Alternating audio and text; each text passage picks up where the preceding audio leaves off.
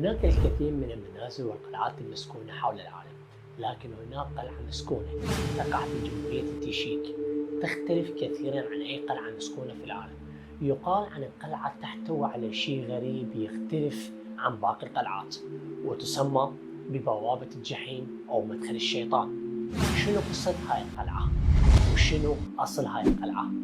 وليش يعتقد باقي الناس إنه هاي القلعة تحتوي على حفرة أو مدخل إلى الجحيم؟ وبهاي الحلقة راح نجاوب على كل هاي الأسئلة. تابع الحلقة للأخير، وأتمنى منكم لايك وكتابة تعليق، والأهم اشترك بالقناة وفعل الجرس. وهسه يلا نبدأ نشرح بالقصة. تسمى هذه القلعة بهوسكا، وبنيت في جمهورية التشيك وتبع الساعة من شمال العاصمة براغ. بنيت هذه القلعة في القرن الثالث عشر ميلادي على طراز القوطي في عهد الملك أوتوكار الثاني الذي كان يلقب بملك بوهيما. في الواقع هذه القلعة ليست قلعة عادية، بسبب هناك الكثير من الأساطير التي تحيط بهذه القلعة. يقال هذه القلعة بنيت في الأساس كمركز إداري لإدارة الملكيات الواسعة في البلاد، ولكن الأمر الغريب أنه أوتوكار الثاني أمر ببناء كنيسة في الطابق السفلي للقلعة. وبنيت هذه القلعة أيضا عن جو صخري في مكان غريب وبعيد جدا في الريف التشيكي، وبعيدا عن الأساطير المحيطة بها.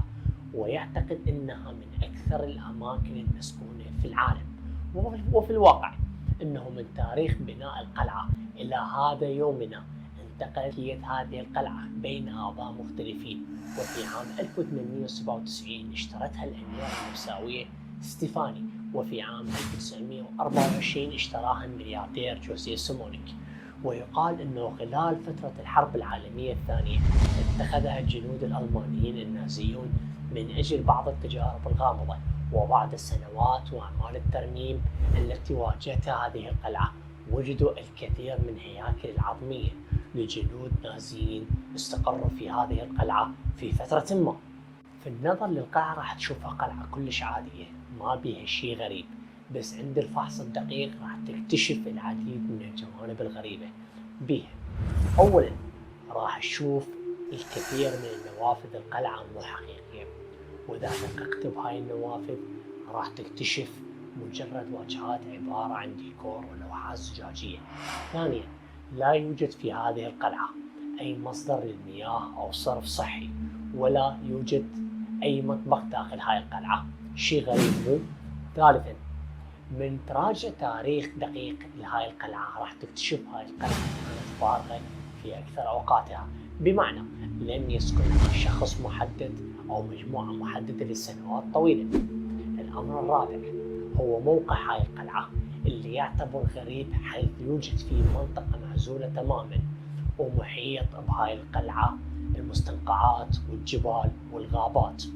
وهذا الموقع ما له أي قيمة ولا تقع قرب أي شارع تجاري. السؤال: لماذا بنيت القلعة هناك ومن الأساس؟ ولماذا هي بدون أي فائدة ولا تحتوي على أي مصدر للماء أو مطبخ؟ في الواقع تحاول الأساطير المحيطة بهاي القلعة الإجابة عن هاي الأسئلة، وتقول أنه من الواضح أن هاي القلعة لم تبنى من أجل الحماية أو السكن أو كمركز إداري، بس هناك حقيقة أخرى مثيرة للاهتمام متعلقة بهاي القلعة، أنه تم بناء الكنيسة في الطابق السفلي لهذه القلعة. وعلى جدران هاي الكنيسة توجد لوحات فنية تعد من أقدم اللوحات في أوروبا، التي تظهر أن هناك ميكائيل المعروف في الثقافة المسيحية هو الذي حارب الشيطان الذي تكبر على الله. وفي تلك اللوحة يظهر ميكائيل يحارب تنين عملاق. من المعروف أن التنين رمز الشيطان، ويظن هناك لوحة لكائن غريب يرفع يده اليسرى. من المعروف أيضا اليد اليسرى ترتبط بخدمة الشيطان. لهذا يرى الأشخاص المصدقين للأساطير التي تروج وتحكى عن هذه القلعة بأن هاي اللوحات المرسومة على الكنيسة تؤكد مصداقية هذه الأساطير. ويقولون قلعة هوسكا بنيت على بوابة عابرة الأبعاد عن حفرة غامضة، أو عبارة عن مدخل سفلي مليء بالشياطين والكائنات الغريبة. وكان الهدف من بناء القلعة على الحفرة هو إبقاء الشياطين في هذه الحفرة محبوسين إلى الأبد حسب الفولكلور والتراث الشعبي التشيكي ما زال سكان منطقة ولهذا اليوم يؤمنون بهذه الأساطير، حيث يرون أن القلعة بنيت على حفرة تؤدي إلى العالم السفلي المليء بالشياطين والكائنات الغريبة، ويقولون أن تلك الحفرة كبيرة وعميقة جدا لا يمكن أن ترى قاعها، ويقولون كان في الماضي القديم يخرج من هذه الحفرة الشياطين والكائنات الغريبة، وكانت تهاجم وتنشر الرعب بين سكان المدينة القريبة، إلى أن ساءت الأمور وبدأت تخرج نهارا. ويقولون كان هناك مخلوق هجينا يبدو بين حيوان وإنسان كان يزحف من الحفرة ليلا. ويقولون أيضا تخرج من هذه الحفرة مخلوقات شيطانية داكنة وتملك أجنحة وتطير حولها وتهاجم المدن القريبة وتخطف وتأخذهم إلى الحفرة إلى هذا المكان بلا عودة. وأيضا يدعون سكان القرى القريبة أنهم يرون جسد بلا رأس في الفناء الخلفي للقلعة، وهناك من يدعي أنهم يشاهدون أسود ضخم يجول حول القلعة.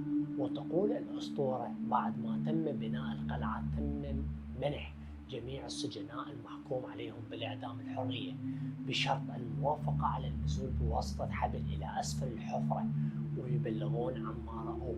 وبالفعل وافق سجين شاب أن ينزل إلى الحفرة، ولكن بعد ثواني من نزول دفاعه بالحفرة بدأ بالصراخ بطريقة هستيرية وبدأ يتوسل أن يسحبه للأعلى. ولكن كانت المفاجأة بعد سحبه من الحفرة بدأت عليه وكأنه رجل عجوز، حيث تحول شعره إلى اللون الأبيض وظهرت التجاعيد على وجهه بشكل كبير وكان يصرخ بطريقة هستيرية. وبعدها فقد عقله وتم نقله إلى ملجأ بعيد، وبعد يومين توفي هذا الشخص لأسباب غير معروفة. وأكيد بعضكم يتساءلون عن وضع هاي القلعة بهذا يومنا. القلعة أصبحت مزار سياحي معروف يزور الكثير من السياح وعشاق المغامرات وقصص الجن والأشباح والسياح من جميع بقاع العالم. وما دام أكو أسطورة عن هاي القلعة فأكيد نسمع تصريحات وادعاءات أسطورية.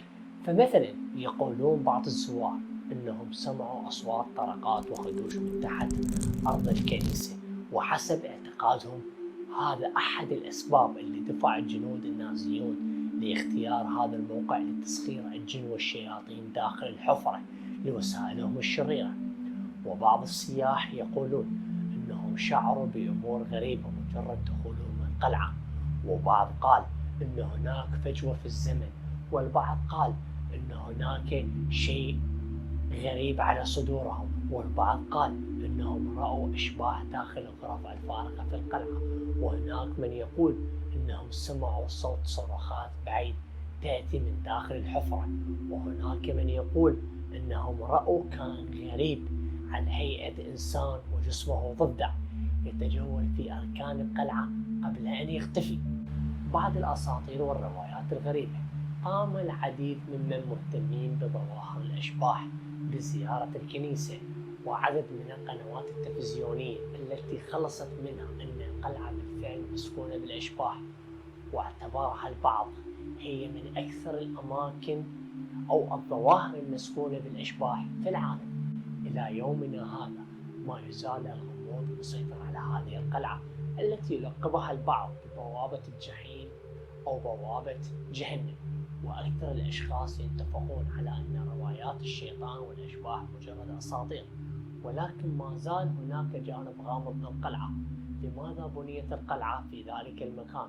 لماذا هذه القلعة بدون فائدة، أي لا تحتوي على مصدر مياه أو مطبخ؟ لماذا بنيت كنيسة في الطابق السفلي؟ وما سر هذه الرسومات الموجودة؟ وما سر هذه النوافذ المزيفة التي تمنع جدران القلعة؟ برأيكم عندكم أجوبة لهذه الأسئلة؟ إذا عندكم تفسير